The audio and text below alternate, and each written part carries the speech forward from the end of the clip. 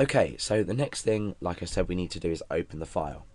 So I'm going to create a variable called handle, and this is going to be equal to fopen, and we are opening, let's just create a new variable here called file name so we can reference this as well. So the file name is hash.txt. So for the arguments for fopen, we need the file name specified and the method, the way we want to open it. So we're opening it just to read the data in, so we just need to pop an R in there.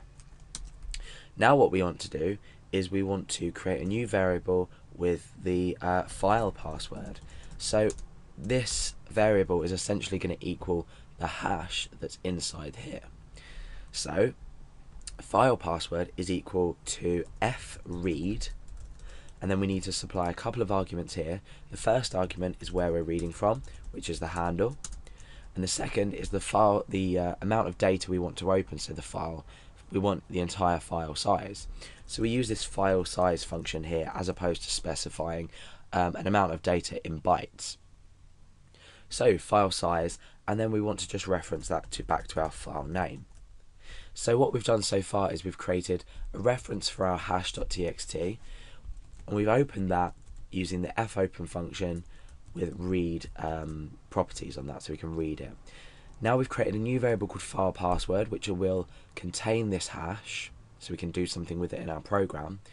And we've used the fread function, and we've specified that we want to read data from this file, this specific file here, which I've named handle.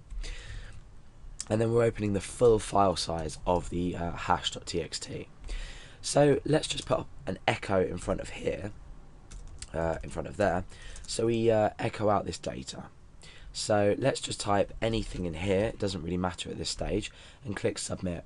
You see that we've now gained this hash from this hash.txt file. So now we can do something with it. Now what we need to do is we need to hash the password that the user has entered. So this user password needs to be converted to a hash in order to compare it to another hash. So we can do this just by simply saying MD5 and wrapping that in the MD5 function. Now the password is automatically converted to an MD5 hash, and if we were to compare them, they'd either equal something completely different or the same, as they're now both hashes.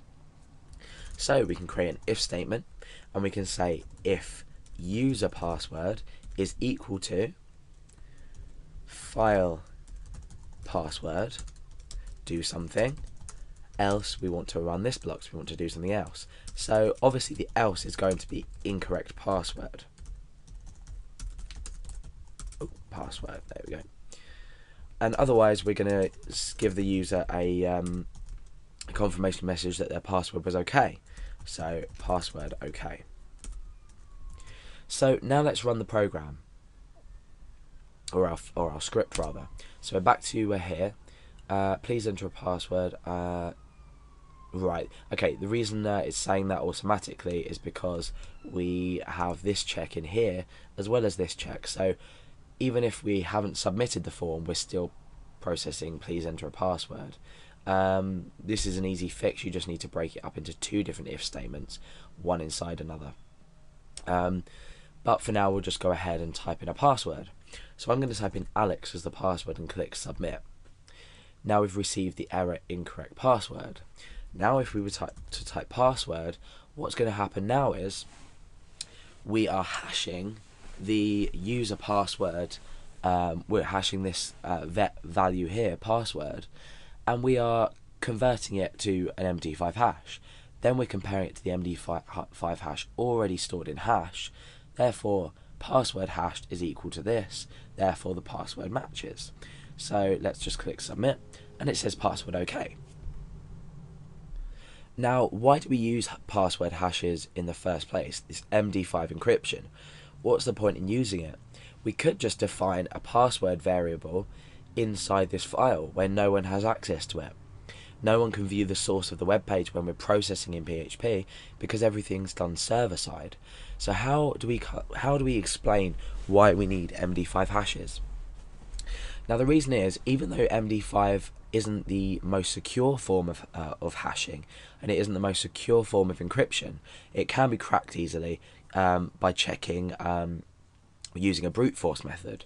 However, let's just say you had a database set up and there were lots and lots of usernames and passwords. So you had lots of users on your website and you were using a database.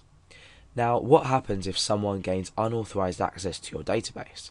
What's going to happen is they are going to be able to see all your passwords if they're unencrypted.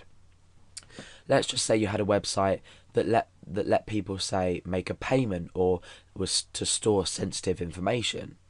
If you were storing a password and someone had access to your database and they could view users' passwords, you may have, let's just open a new text file, you may have a column called username and a column called password, and I could have Alex here and I could have, say, pass123. We could have another user called Billy and the password could be I love PHP.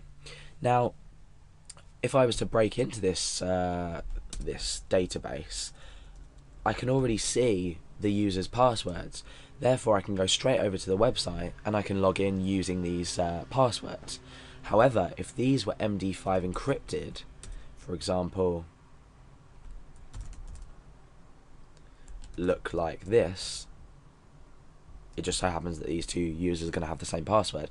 But if it looked like this, you know, someone that has unauthorized access to anywhere you store these will say, oh, well, I can't convert these because remember I said earlier in the tutorial that MD5 is one-way encryption.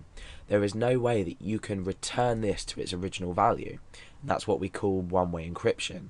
If I was to create an encryption method that, let's say, made A equal to 1, it made, or let's do this another way, or made B equal to 2, or C equal to 3, and my password was BCA, and I encrypted it as 231, you would be able to reverse this encryption.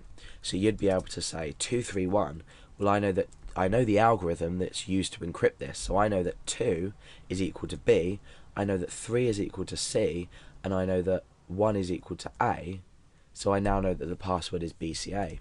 However, MD5 doesn't work like that. There's no way of converting this back. So you're protecting against your users and against your website.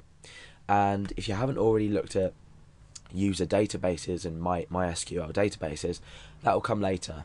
But we'll always be storing them as MD5 hashes, or in most cases anyway. For tutorial purposes, some people, and I certainly might not, but in a real life situation you must always store a password with at least the level of encryption of MD5. Okay, so that's about it for MD5. I hope you learned something, and remember to always encrypt passwords with one-way algorithms.